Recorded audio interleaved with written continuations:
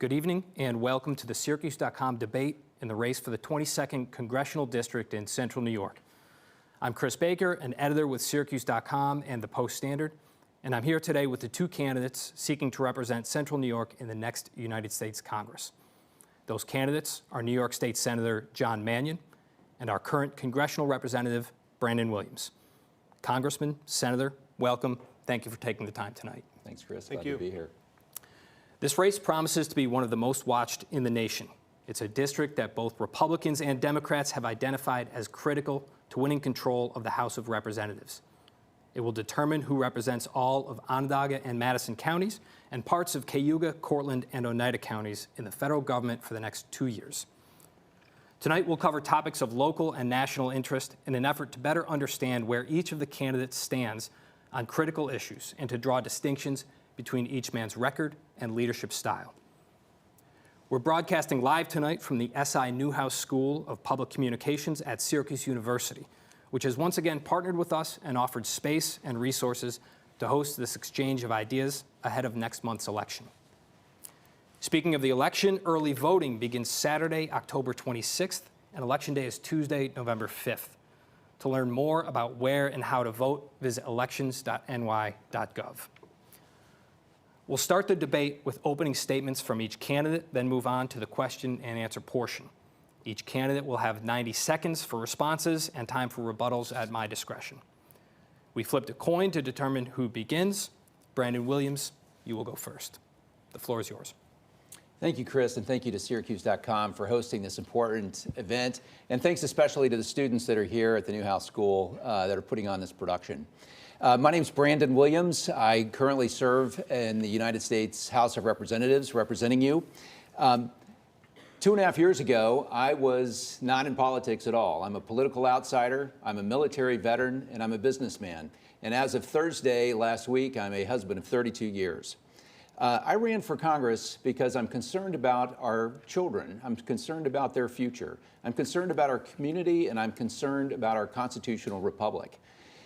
The approach that I've taken since being in Congress is really a common sense approach. It's common sense on energy.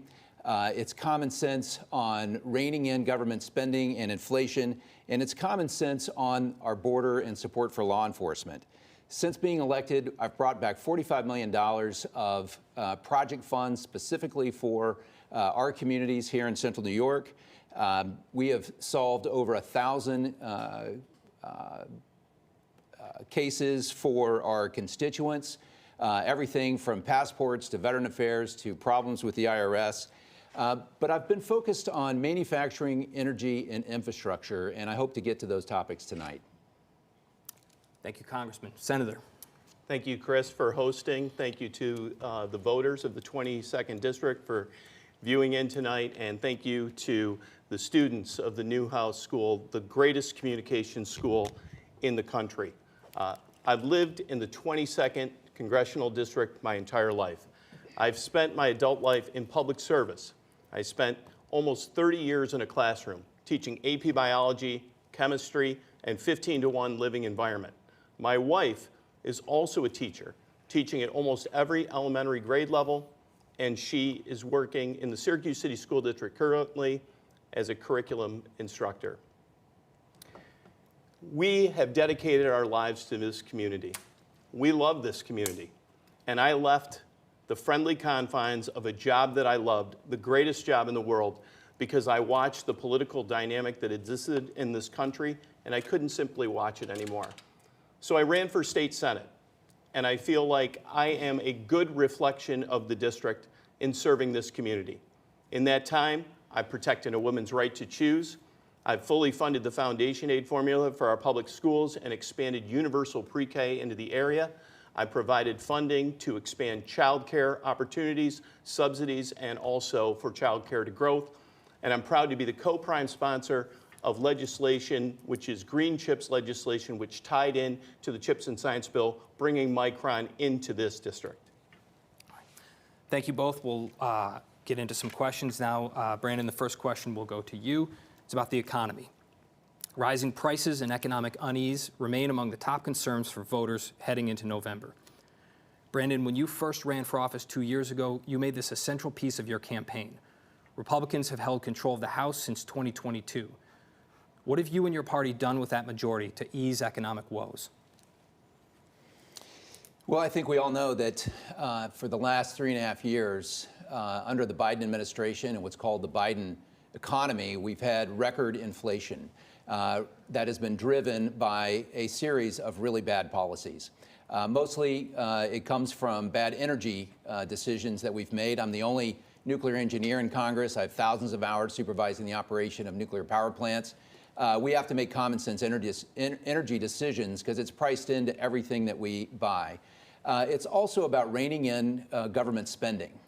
Since being elected, we put the brakes on the very reckless Biden spending that has caused so much harm to middle-class families that have driven up prices on everything, from eggs to milk to gas that we put into our cars. And this has to stop. Furthermore, we really need to make sure that we have jobs for people that are here in our country, that are citizens of our country. And the open border has actually driven down wages for a lot of working Americans that make it even harder to meet the challenges of inflation. And our Congress has stepped up to stop the far-left policies of the Biden administration, and we look forward to continuing to do that in the next 2 years. John, some Democrats have sought to distance themselves from President Joe Biden over his unpopularity on the economy. Yeah. Do you think the economic policies of Biden's White House are to blame for things like rising prices? And what should Congress be doing differently to address people's struggles? Right. Well, the inflation that exists is worldwide and largely attributed to the worldwide pandemic and also the supply chain challenges that came with that. So I felt that pain like many people. My wife and I were teachers for a very long time. And when I was in the state Senate, I took action. I know that people were challenged by those increased costs. So we acted. And what we did was we accelerated the middle class tax cuts. We provided property tax relief, even though property taxes are collected by municipalities. And we suspended the gas tax to give people relief. We also found other ways that we could assist families in keeping more dollars in their pocket.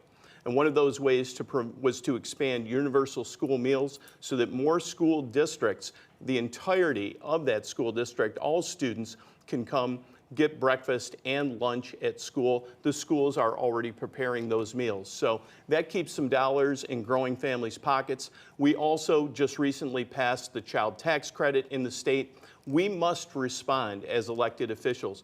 The other side of that is opportunity. And what has been done over the past few years is an investment in American manufacturing, an investment in American jobs. And wages are up. And I do believe that we will get through this. Inflation is going down, interest rates are going down, and we're meeting the day and listening to the people. John, the tax cuts passed in 2017 lowered the corporate tax rate from 35% to 21% and gave tax cuts to people making more than $400,000, but also did things like raise the standard deduction for most Americans. Sure. Those cuts expired next year. Should we extend them? Why or why not? I do believe that those tax laws have to be amended. Number one is that we have to end the SALT deduction cap that was clearly targeted towards New York State. It was punitively done, and we have to turn that over. That's step one. Number two, we have to make sure that we're providing families, not the ultra wealthy, but at the lower and middle incomes with tax relief. Corporate taxes are more complicated, but what we've seen over the course of the past few years are record profits by corporations, CEO salaries expanding, not what they used to be, which would be, just a few times higher than the average earner or worker's salary, but upwards of 40 times more than the average worker. So corporations and the ultra wealthy do need to pay their fair share. We must protect Social Security and Medicare. These are earned benefits that were paid into by working people in this country. I will stand up and protect Social Security. We need additional changes to that to make sure that it is sustainable moving forward and we don't have to come back a few years at a time and have this argument again. The people of this country, the working people of this country have earned that, and I vow to protect it. And we will come back to Social Security. Brandon, some question on the GOP tax cuts. Sure. So the tax cuts boosted the economy. I think everybody agrees that we were all better off economically 3.5 years ago under the previous administration. What we've seen from my opponent in his comments is a tax and spend strategy.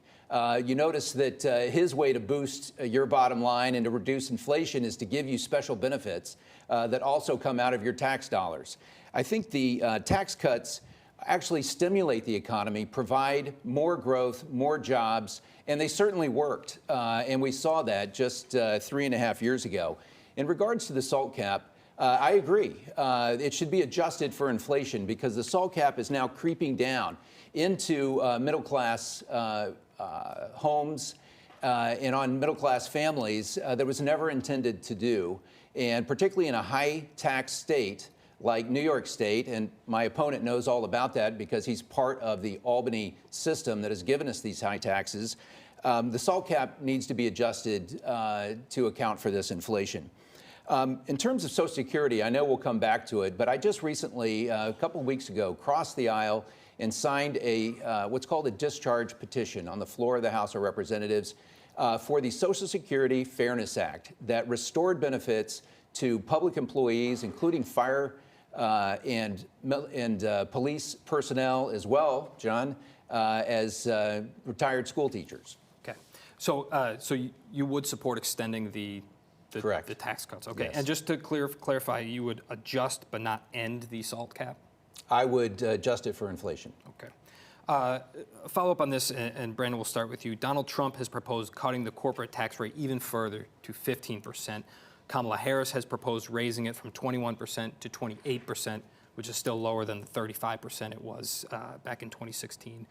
Which is a better option, or should we leave that rate alone? I don't think increasing the corporate tax rate is the way to grow the economy. When I completed my military service, I went to the Wharton School. I got an MBA in finance and operations. And I have a good experience in the private sector of what it means to grow the economy, to sign paychecks, to start new businesses. It's that kind of growth that we need to pick us up out of the malaise and the high inflation and the approaching, it appears every day, recession that seems to be the result of the Biden-Harris economy. So, I think going back and actually continuing to punish the companies that are providing jobs that we're expecting to lure here to New York State to try to restart manufacturing and to attract manufacturing here is not the right way to go.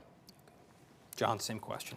So when it comes to corporate taxes, it can be very complex. We do want to make sure that corporations are staying in this country, that they're moving to this state like Micron is, and that also we're holding them accountable. What we're seeing are record profits in corporations, some of them that do receive federal government subsidies.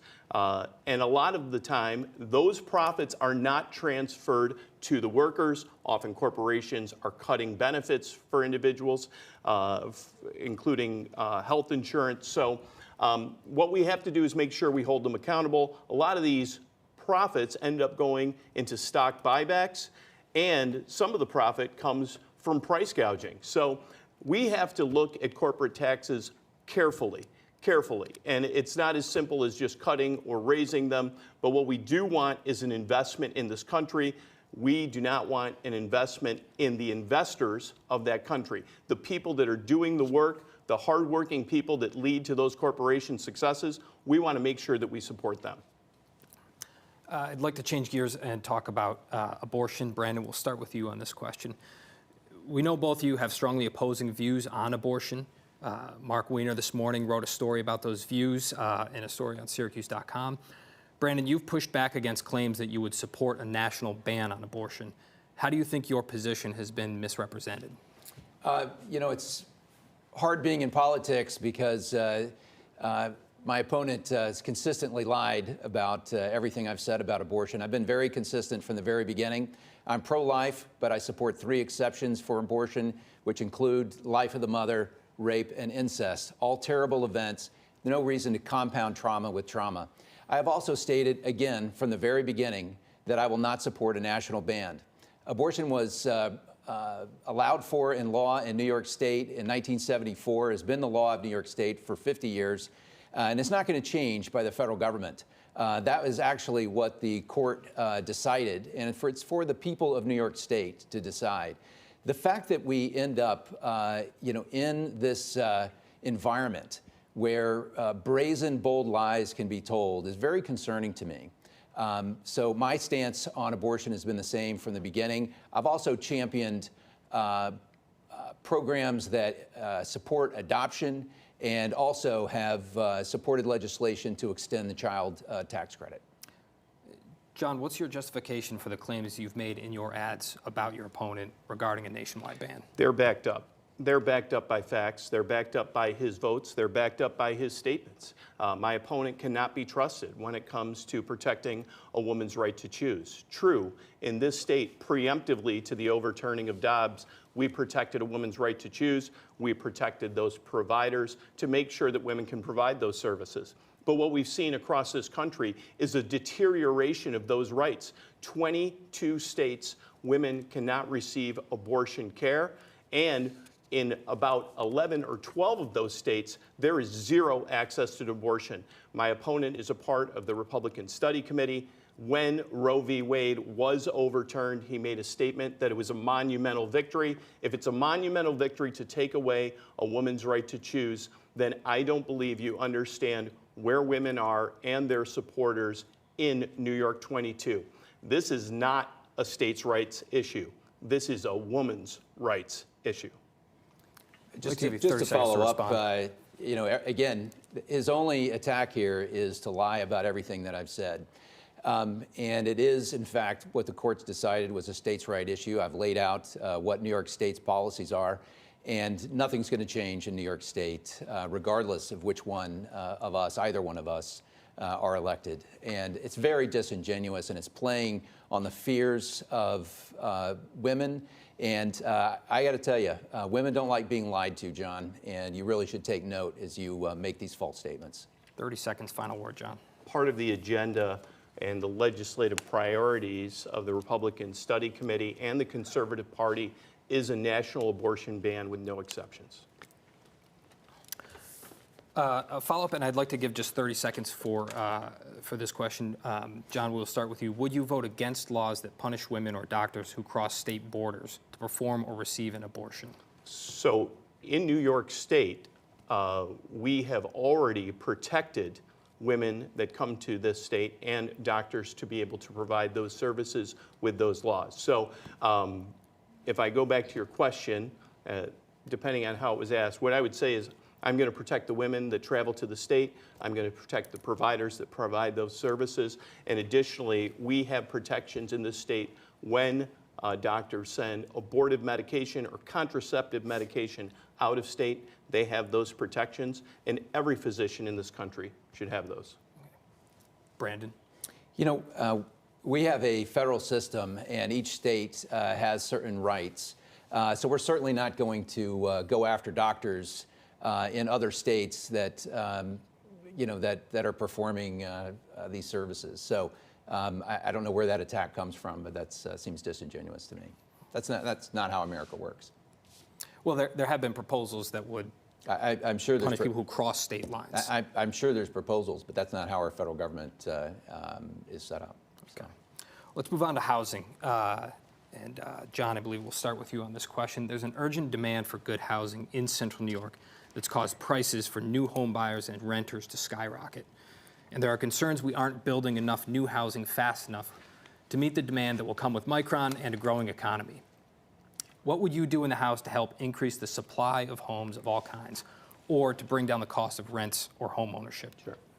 Thank you for the question. You know, housing is a complex issue, and it obviously isn't one that can be solved quickly. I will speak to some of the things that I've done at the state level. Just in this past budget, acknowledging that there is a housing problem, We have advanced legislation for infill housing, tens of millions of dollars to fill vacant properties only in upstate New York, tens of millions of dollars also for renovation, including renovation from commercial to residential.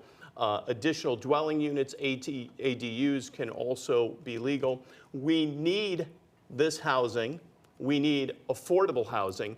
And the pathway to generational wealth is often comes from home ownership. So we have to strip away as many barriers as possible so that new families can afford and can secure first-time homeowner loans. I do think that there's probably some more creative things that we can do. When it comes to rents, they are, again, a challenge because of our difficult housing situation. So what we need to do, for me, is make sure that there are incentives in place for developers, including lending to them, to be able to build additional units, but an incentive to make sure that there's affordable housing, elder care housing, and disabilities housing in that space. Thank you. Brandon. I think we're all hit by the inflation that has really shocked everyone the last 3.5 years in the Biden economy. And my opponent keeps saying that these are complex issues. It's actually fairly straightforward. Prices are set by supply and demand.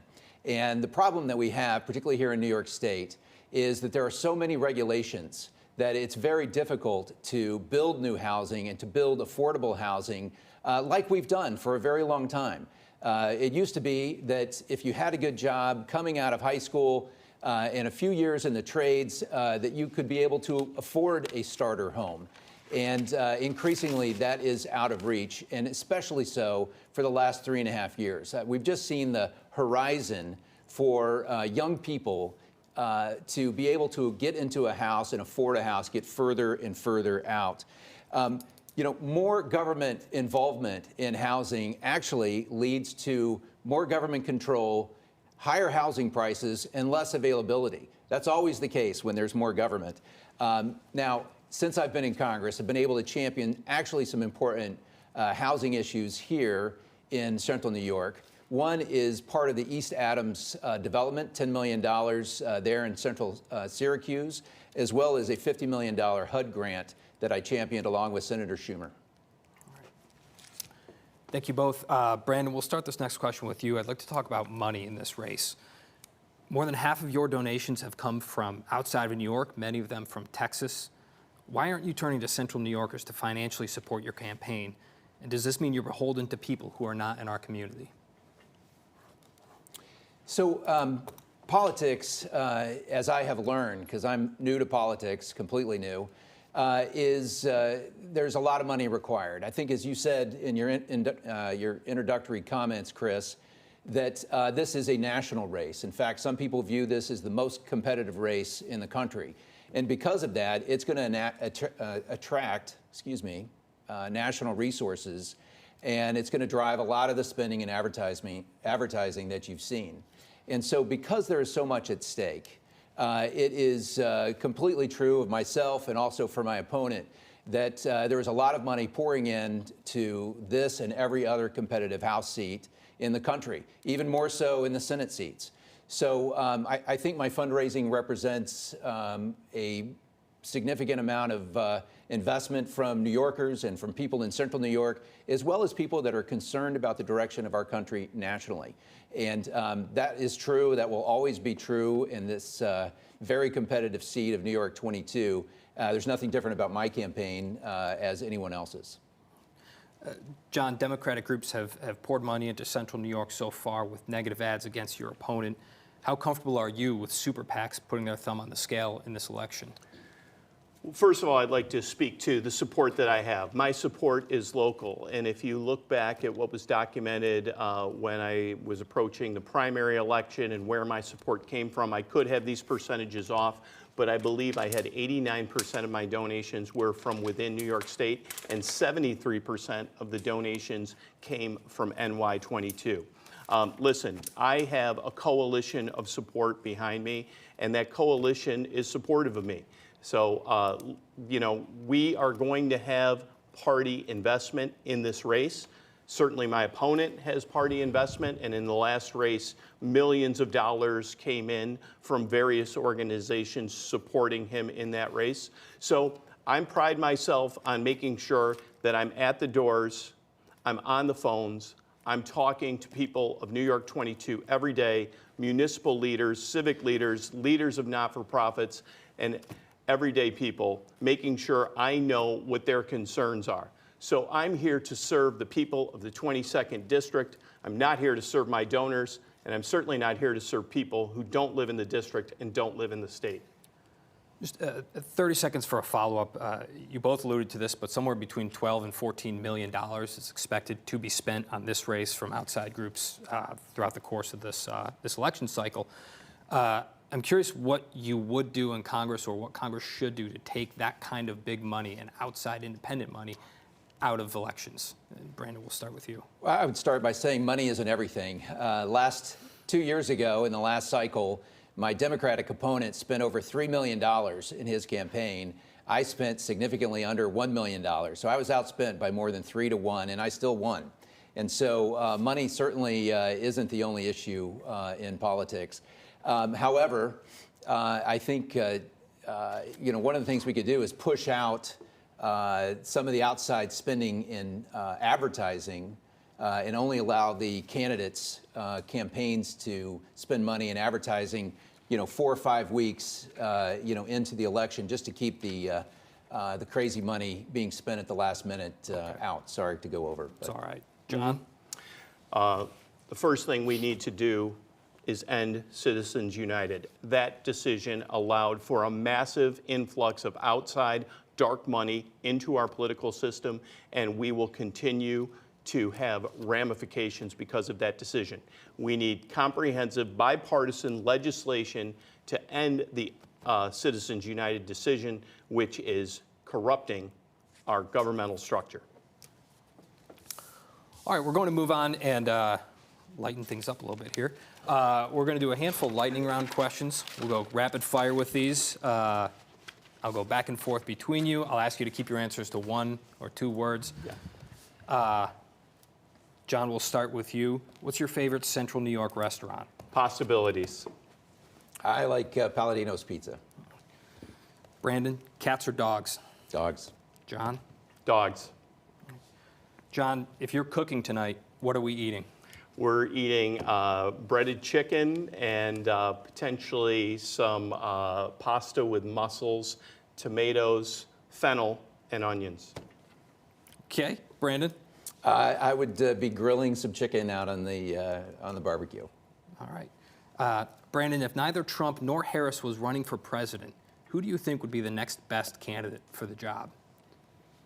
Oh, my goodness. I think Glenn Youngkin would be an excellent candidate. The governor of Virginia. I have a lot of respect for him. The way that he ran his campaign really seems to be the future of the Republican Party. That's a great question. I do think someone like Josh Shapiro, who has brought people together and is from a place and a position really reflective of this country, would make a strong leader. Okay, 1 or 2 word answers, guys. What car do you drive? I drive a Lincoln Corsair. I drive a Honda pickup. Brandon, we'll start with you. Should New York build more nuclear power plants? Yes, sooner the better. Yes. All right. John, what's the most recent book you've read?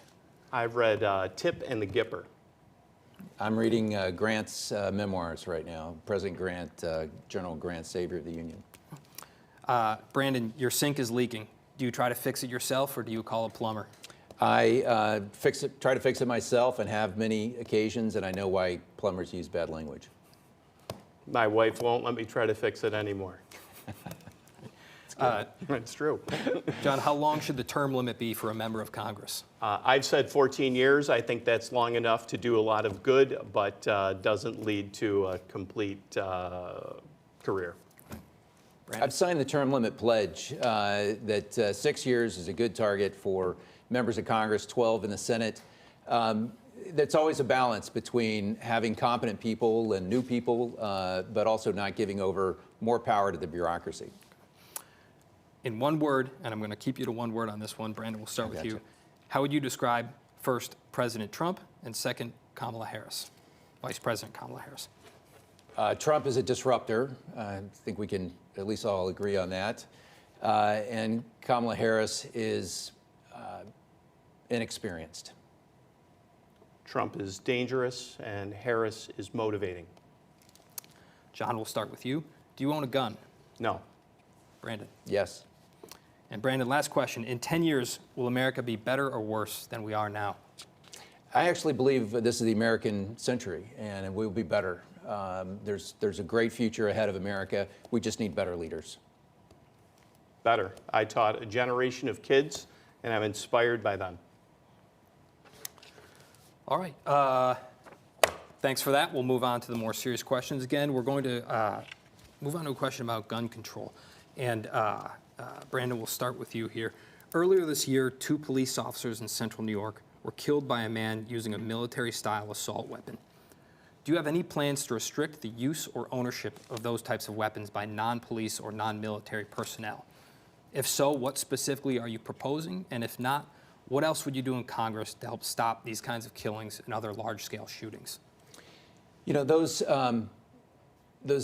killings were incredibly tragic for our whole community.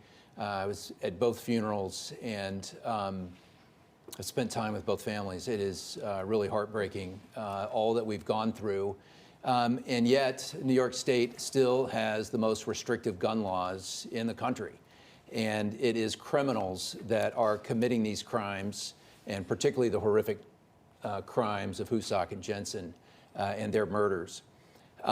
You know, we really need to end cashless bail that my opponent has championed in Albany, end these Raise the Age and HALT Act policies. In fact, under the leadership in Albany, it is the best time ever to be a criminal in New York State. And that kind of support for criminals and lack of support for, lack of support for law enforcement has to end. One of the things that my opponent said earlier is that I belong to a Republican group. Well, he's endorsed by the Working Party's family that wants to defund the police, that is pro-Hamas, that represents a lot of things that I think don't represent the people of Central New York. And if I am associated in the same way that he's asserting, then he certainly has to answer for defund the police. So in New York State, when you talk to representatives of law enforcement, district attorneys, and advocates, they attribute really the lack of, except for one racist act that occurred in Buffalo, of our mass shootings due to our strong laws, including red flag laws, our ghost gun laws, making sure that gun trafficking is addressed. And it doesn't mean that I'm not against responsible gun ownership. It was actually my legislation that passed. Of 2 counties in this state, only 2 did not allow for rifle hunting of bear and deer. That was Onondaga and Livingston. My legislation now allows for hunting in Onondaga County. I do support an assault weapons ban. I support universal background checks. And let me set the record straight. The bail laws that were passed in New York State happened before I was in office. And I listened to my constituents. I went to Albany and I changed those laws, strengthened them. Doesn't make the headlines, to give judges more discretion, to make sure that more crimes are bail eligible, and we address the reoffending issue. So I take that very seriously. I've had the support of law enforcement in every one of my elections.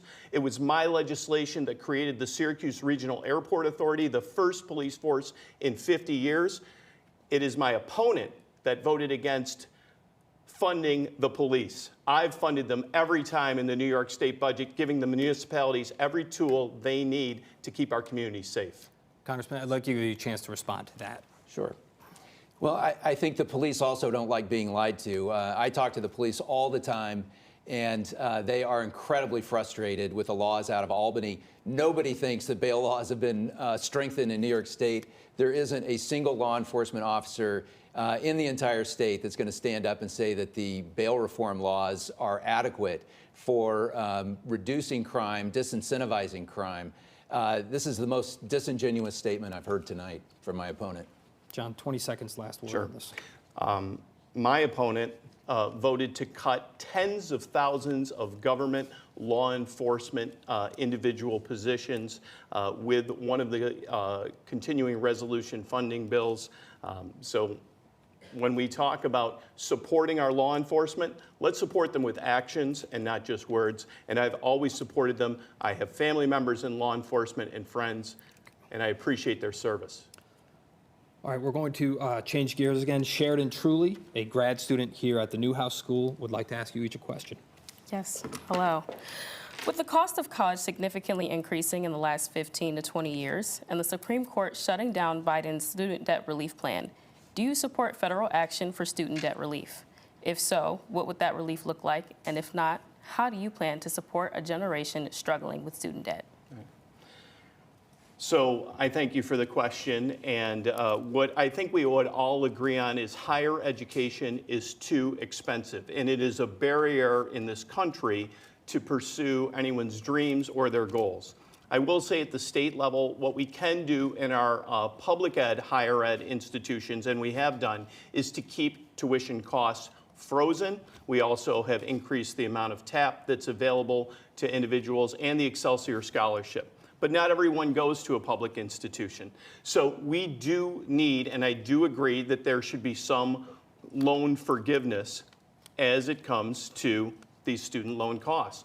I also think that we have to go after the predatory lenders that are increasing the rates and selling the loans to others. I also think that there should be more incentives so that if a student attends a university, private or public, in a state and commits to dedicating a certain number of years into that profession, be it for healthcare, be it for education, or whatever it might be, that there is a significant amount of loan forgiveness. Employers need employees right now, and we have tremendous educational institutions in the 22nd District, and we want our students to graduate and stay here.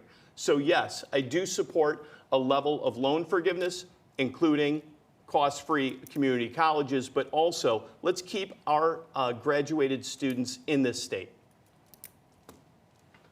Well, there's something that my opponent and I agree on, that the cost of higher education is certainly too high.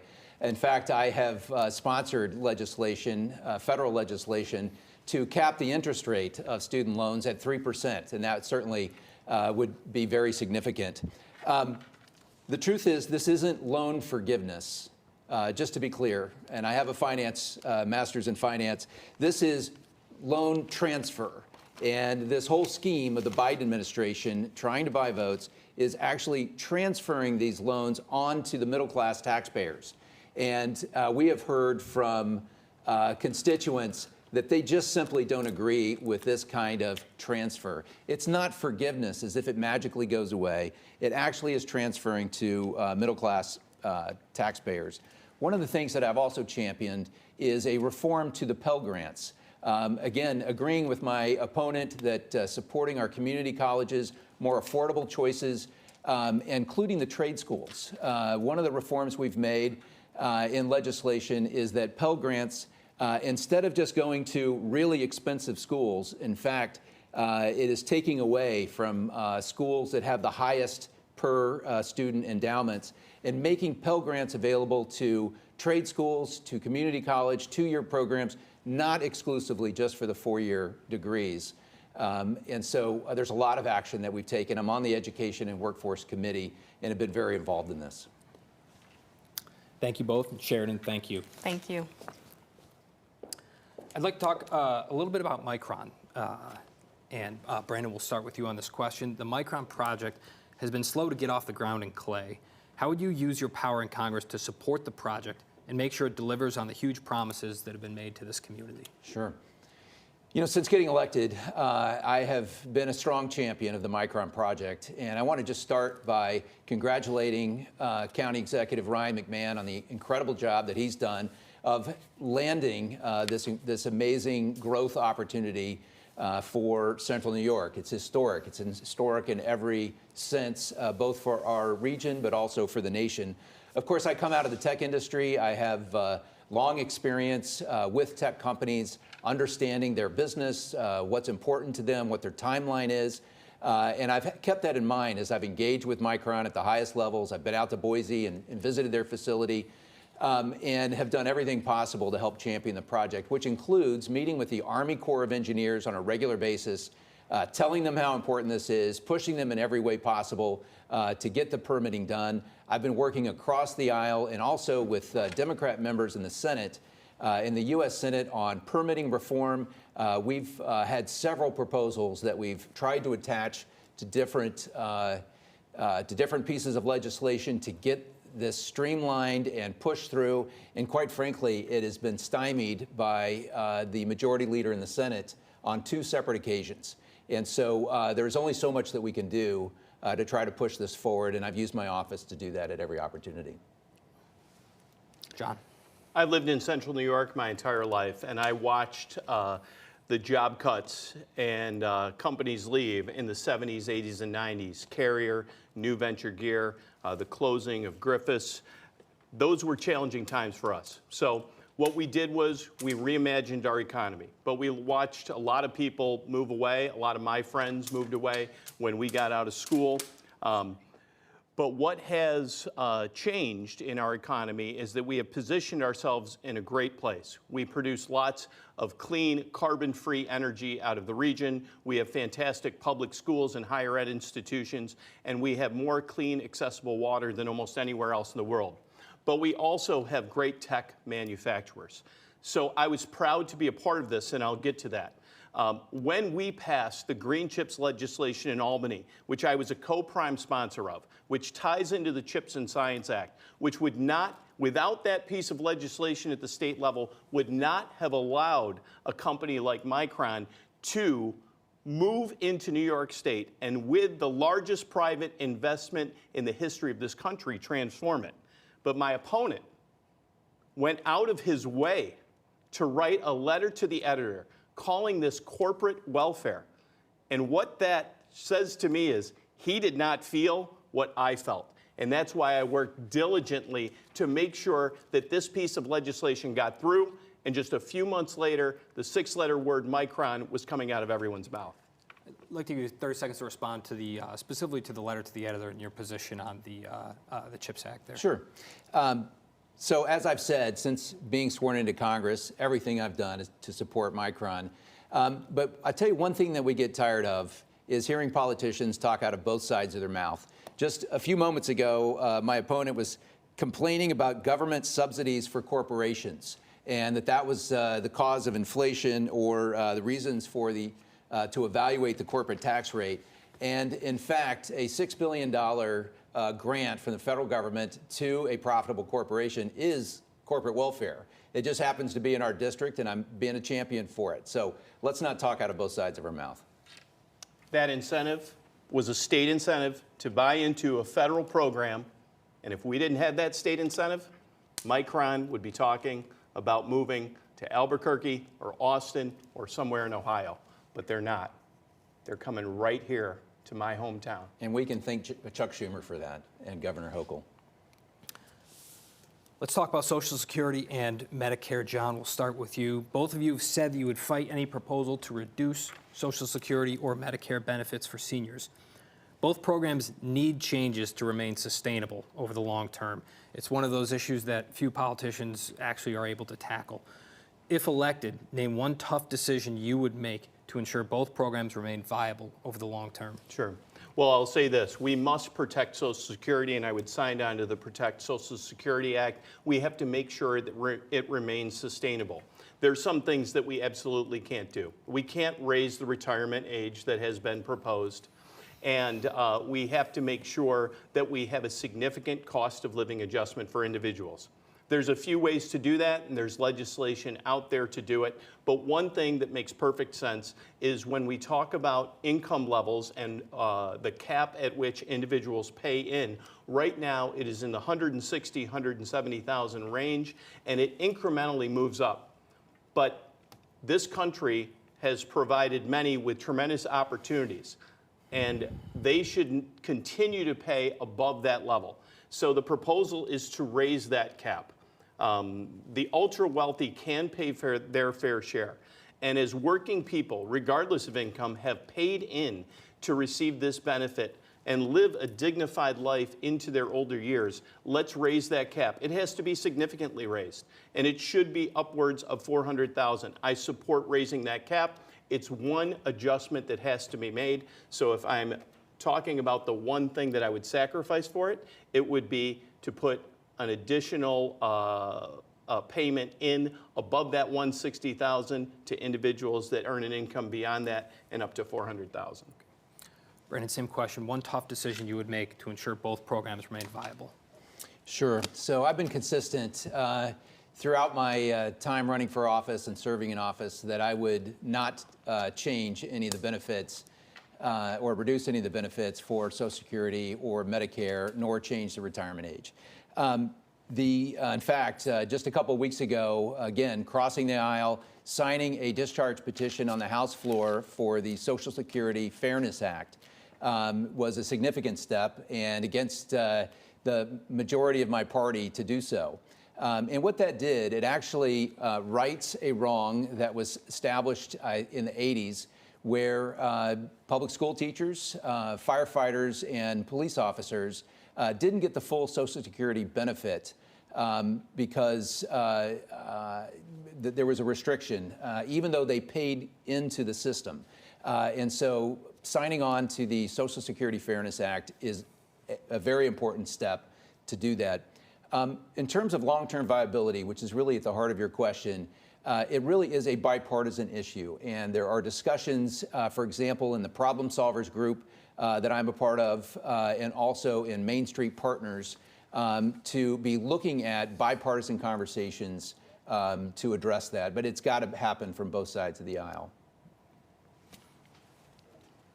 I believe that Fairness Act does not involve teachers within a retirement system or firefighters within a system, unless they are government employees, individuals that work at TSA or other governmental locations. That's where that Social Security Fairness Act comes into play, as they are unfairly burdened and some of their rightfully earned pension has been taken away and taxed as a result of their enrollment in Social Security when they retire.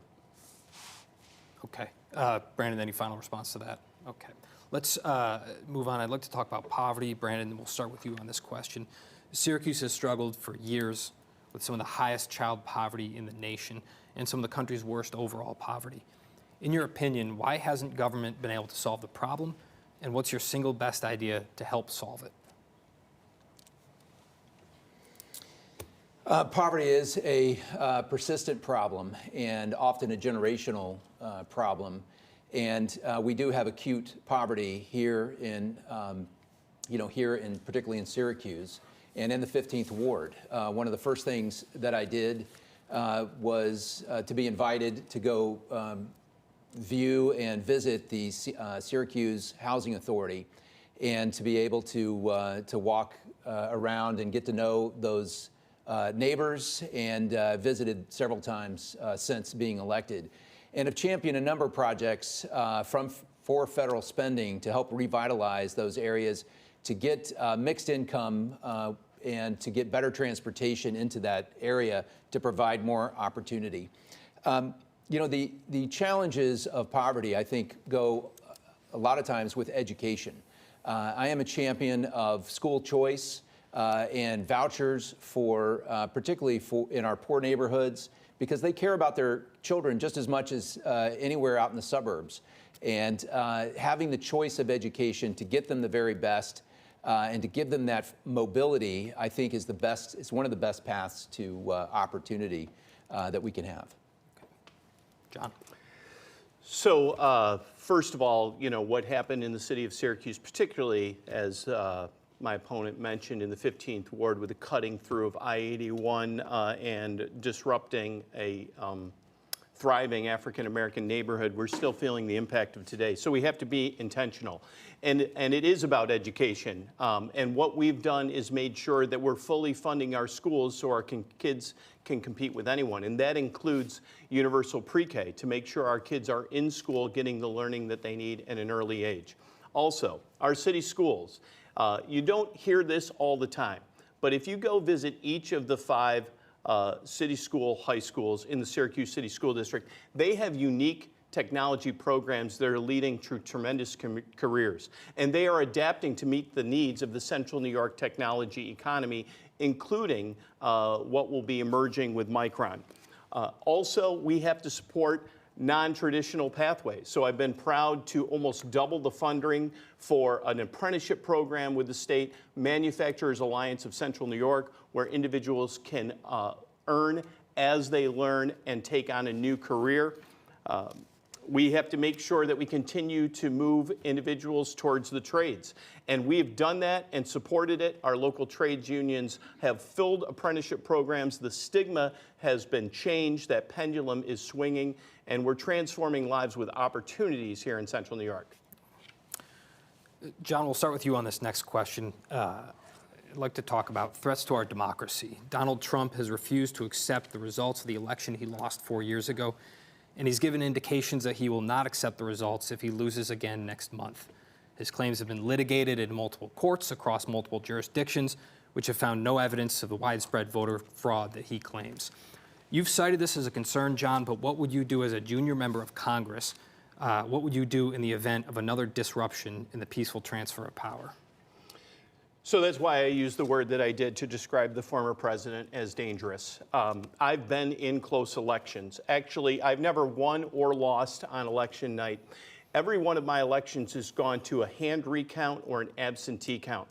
And I wish everyone could go into those boards of elections and watch that hand recount process, because it would absolutely embolden their faith in democracy. Our elections are run well, they are professional, they are certified, they are valid, and perpetuating the false narrative that they are not is dangerous. And our courts have upheld that they are working.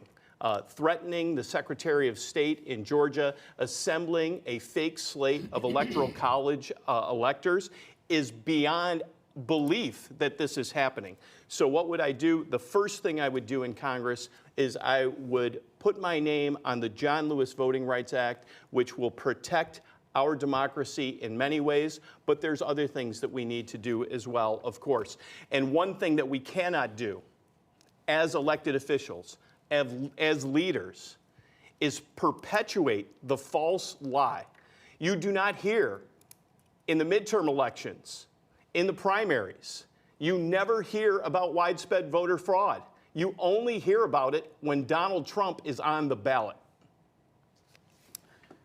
Brandon, you agree with the former president on a number of policy issues. You've talked about things like immigration and the economy. But does his position and his willingness to undermine things like our elections give you pause? You know, I have never questioned that Joe Biden is the duly elected president. So I've never made any of those kinds of statements or supported any of those kinds of claims. You know, political violence in our system is completely unacceptable. And I say that not only as a citizen, but as a military veteran. It is no way to support our Constitution, as I have sworn to do on 2 separate occasions.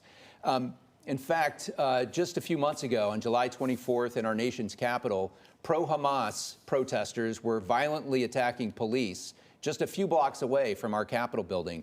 They tore down the American flags that were flying outside of Union Station in Washington, D.C., right at the heart of our democracy, and they burned the American flag right there, again, after assaulting police officers. That evening, I drove by there on my way back to the House floor for a late-night series of votes and saw that the American flags had not been restored. And I recruited 8 other members of Congress, including the Speaker of the House, to get American flags from our office and to go back and to raise the American flag where it belongs. So my response is to stand up to protesters, to stand up to the people that want to violently tear down our system, and I just find it unacceptable, and I've taken action to make sure that we do that. 30-second follow-up. What should the House do if Donald Trump pardons the January 6th rioters? Well, the president has the right of pardon, so you know, I don't know what to say about that legally. I haven't spent any time thinking about it. Elected members of Congress, both Republican and Democrat, should denounce it as it was the greatest assault on our democracy since the Civil War. All right, we have time for one final question here, and I'd like to give you each a chance to kind of choose your own adventure. Brandon, we'll start with you. Where do you think your opponent or his supporters have most misrepresented your position on an issue? Well, I think you've seen over $2 million of false advertising that I'm very proud of my wife that has stood up to support me and defend me on the issue of abortion. And it's very shameful that they're using that in this fearful way to misrepresent me and everything that I've said. In fact, your own newspaper fact-checked this 2 years ago, and it's fact-checked it again recently, as has the Auburn Citizen, showing that all of these advertisements are false. John, same question. I've been misrepresented on my support for law enforcement. I stand strongly with them. Again, tonight it was brought up about bail reform. What my opponent doesn't mention, and he knows, is that those laws were passed prior to me being in office. And again, when it comes to bail reform, we're talking about pre-trial detention, and there was great consensus before it that it needed reform. The errors were that there were gaps in the law that needed to be addressed. We need safe communities, and we need justice in our system. So I've always stood strongly with law enforcement, and they have supported me. I have a great relationship with leaders in law enforcement and the rank and file. We must have safe communities, and it just tears us apart when we talk to someone who is pro-law enforcement and has supported, and not only supported, but taken action to make sure that we address any gaps in the law that does not allow law enforcement to have every tool to keep our community safe. So that is a false narrative that has been tested in polls and been used against me. But the facts are that those laws were passed before I was in office. I've only strengthened them and created the Syracuse Regional Airport Authority and have the support of law enforcement in every single one of my elections. All right, that brings us to the end of the question and answer portion. I'd like to give you each 90 seconds for a closing statement. Brandon, we will start with you. Great. Well, listen, thank you for joining and tuning in. I know that you care about our democracy, you care about our region as much as I do, which is why I stood up to run for Congress, even though I didn't know a single soul in politics just a little over 2 years ago. Tonight, you've heard conflicting visions on what America looks like. There is, what are we going to do about the border?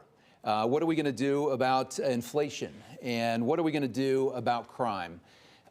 My opponent supports giving free health care to illegal immigrants. I support shutting down the border, have visited there, and we need to take strong action to remain in Mexico. He's tried to dance around not being responsible for bail reform, and yet he's had 4 years in the Senate and has not stood up once, hasn't crossed the aisle once to try to undo the harm done by bail reform laws. I've stood up for law enforcement at every opportunity. When it comes to inflation, we need less government, not more government. And I am proud to have cut, to have reined in over $3 trillion out of the reckless Biden spending agenda since we have come into Congress. I'm very honored to get to serve you in Congress. I ask that you please give me 2 more years and come out and vote. Just recognizing the competence and experience that I bring as a military veteran, as a political outsider, and as a businessman to serve you in Congress. Thank you. Thank you, Brandon. John? Central New York and the Mohawk Valley is one of the most beautiful places in the world. And one of the things that make it such a beautiful place are its people. We're hearty, we're supportive, we lift each other up, we're positive.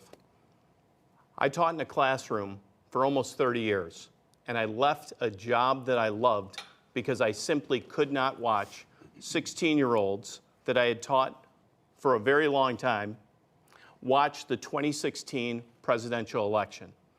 Actions and words that used to be disqualifying no longer are. And here we are, 8 years later, talking about the potential loss of our democracy. It's outrageous to me. We owe our children and our grandchildren better. And that's why I left a job that I loved to go and do this.